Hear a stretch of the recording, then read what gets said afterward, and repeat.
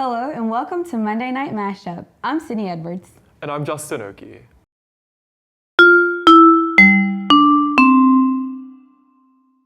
Hurricane Dorian's aftermath in the Bahamas left thousands without homes and killed at least 43 people earlier this week.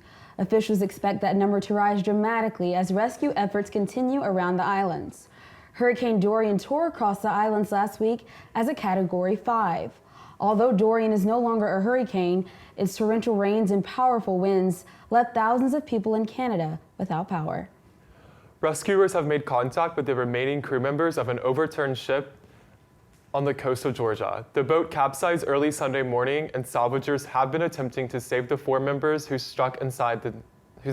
been stuck inside since. Originally, there were a total of 23 crew members and their pilot when the incident occurred. Former Vice President Joe Biden remains in the lead over the rest of the Democratic candidates after a survey reveals the closeness of his top challengers. This survey shows that early voting states are showing the tight race between the top 3 candidates. Although Biden has a 27% lead, Vermont Senator Bernie Sanders comes in second with 19%. Massachusetts Senator Elizabeth Warren comes in third at 17%, according to an ABC News and Washington Post poll. A Pennsylvania couple is accused of theft after $100,000 were mistakenly deposited into their bank account. Robert Williams and his wife Tiffany spent nearly 2.5 weeks spending the money on cars, bills, and donations to their friends. Pennsylvania police said that BB&T Bank accidentally deposited the money into the couple's account in May as a clerical error by the teller. Authorities were contacted after failed attempts from the bank at trying to locate them and the mismanaged money. The couple is being charged for theft and receiving stolen property. After the bank, we will have your latest South Carolina news.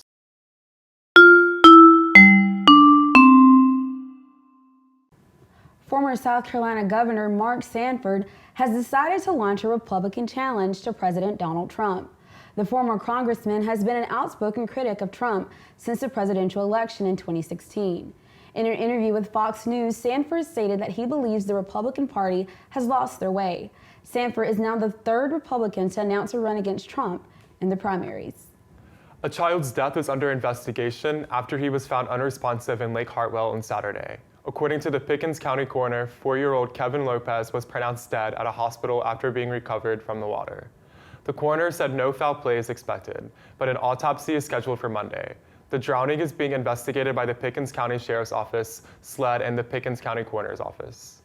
And for your local news, residents in Columbia and Lexington County have been complaining of their water having an organic taste and smell.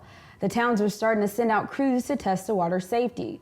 According to crews, so far that there is no real threat for health and safety of the residents. Crews say that this is a common issue during this time of the year for the area, and other areas are having the same problem. 2 people who were found dead inside a home in northeast Richland County Friday died in a murder-suicide after a domestic dispute. According to Richland County Coroner Gary Watts, he identified the people as Christina Martin and Anthony Kawan Kennedy. Officers say Martin died from a gunshot wound while Kennedy killed himself. Richland County deputies were called to the home after a report of shots fired. Once officers arrived inside the home, the 2 were found dead.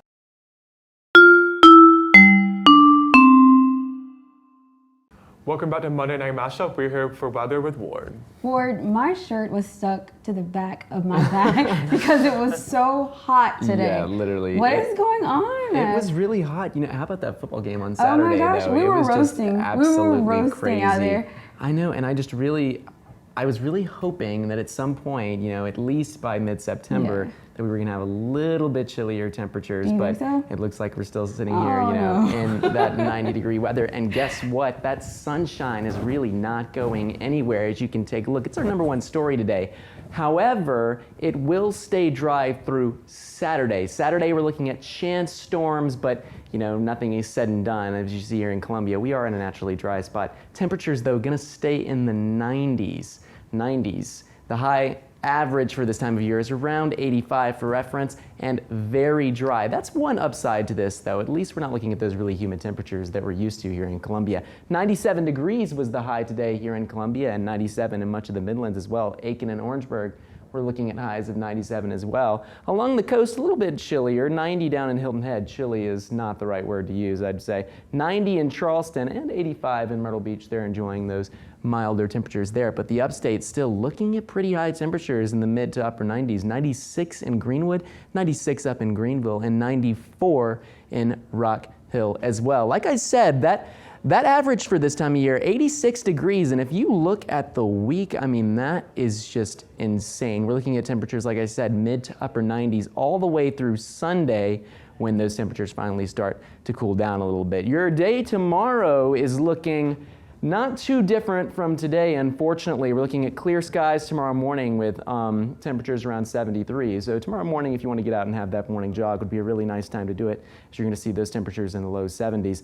Very few clouds again tomorrow afternoon. Maybe a spotty shower here and there. It's not out of the realm of possibility we have here, but very dry air over the state right now, as you see the high for tomorrow, 94 degrees. Partly cloudy skies, though, tomorrow evening, and we could see a couple chance thunderstorms, but like I said, we're looking at 20% chance or so, not a very high likelihood of that. Tuesday, Wednesday, Thursday into your week, we're looking at, like I said, highs mid 90s, 94 for your Tuesday and 93 for Wednesday.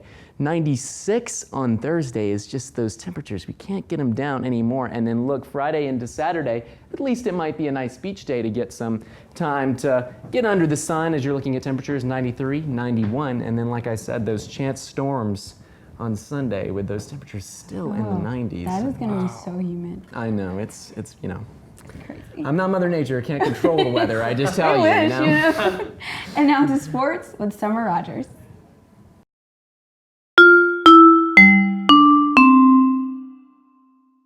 Good evening. Welcome back to Monday Night Mashup. I'm Summer Rogers.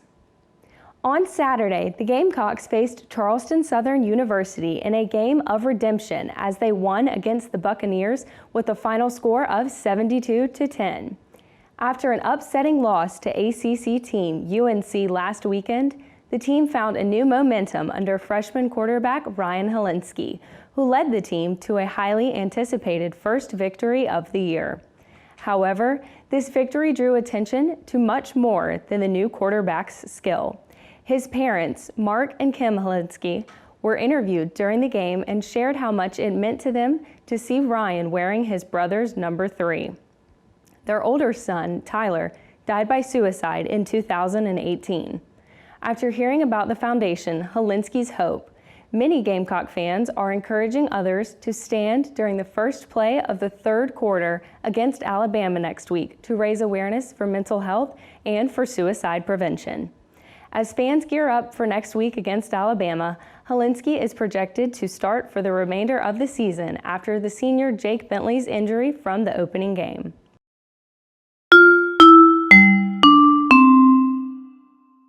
Thank you all for watching tonight's show. Make sure to follow us on Twitter at SGTV News 4. Tune in to Monday Night Mashup every Monday night at 7. For SGTV News 4, I'm Summer Rogers. I'm Ward Jollis. I'm Justin Oki. And I'm Sydney Edwards. Have a great week, Carolina. Forever to thee.